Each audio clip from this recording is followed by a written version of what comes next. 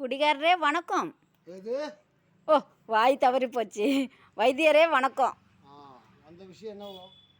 இல்லை, என்ன பண்ணிட்டு நார்மலாக இருக்கீங்களா, எப்படி இருக்கீங்கன்னு பார்க்கலான்ட்டு வந்தேன். என்னமோ பண்ணிகிட்ருக்க மாதிரி தோணுது.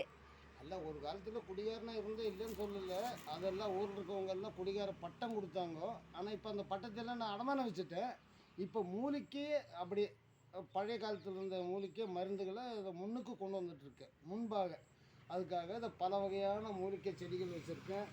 இதை இங்கே பாருங்க, துளசி, வெத்தலை, போக்கு, வறுத்து, மயிலாஞ்சி, செம்பருத்தி, அப்புறம் அப்படியே எடுத்துட்டா வெத்தலை, இஞ்சி, கொய்யா, துளசி, தும்பை, அந்த மாதிரி எல்லா வகையான மூலிகை செடி வச்சு புதினா, கொத்தமல்லி இது எல்லாத்தையும் சேர்த்து ஒரு கஷாயம் பண்ணி குடித்தாலும் உடம்புக்கு காய்ச்சல், தலைவலிக்கெல்லாம் நம்ம சம்பாதிக்கிற காசை கொண்டு போய் மருத்துவ செலவுக்காக பண்ண வேண்டியதில்லை. சிம்பிளாக என்னால் முடிஞ்ச ஒரு, அதாவது சோஷியல் ஒர்க்காக நான் செஞ்சிட்ருக்கேன். பரவாயில்ல பரவாயில்ல, இது எங்களுக்கு நல்ல பிரயோஜனமாக இருக்க மாட்டிருக்குது. ஆமாம், எல்லாருக்குமே சின்ன குழந்தைங்களுக்கு பெரியவங்க வரைக்கும் விரும்பி குடித்தாங்கன்னா இனி வருங்காலத்தில் இது ஒரு நல்ல ஒரு மருந்தாக வரும். சரி சரி, சந்தோஷம். சந்தோஷப்படுங்க, சங்கடப்படாதீங்க, எல்லாத்துக்கும் நன்மையே கிடைக்கட்டும். இது எல்லாத்துக்கும் அறிமுகப்படுத்துங்க. தாராளமாக, கண்டிப்பாக எல்லாத்துக்கும் அறிமுகப்படுத்த, தெரிஞ்சவங்களுக்கெல்லாம் தெரியப்படுத்துகிறேன். குடிக்கிறது அவங்க இஷ்டம், குடிக்காதது எங்கள் இஷ்டம்.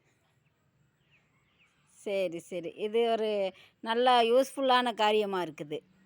இருக்கட்டும் இருக்கட்டும், இருக்கிறது தான் நல்லது. உலகத்துக்கு எதுவுமே நல்லது நடந்தால் தானே நமக்கெல்லாம் நம்ம நாடு முன்னுக்கு வரும், தமிழ்நாடு முன்னுக்கு வரும், இந்தியா முன்னுக்கு வரும்.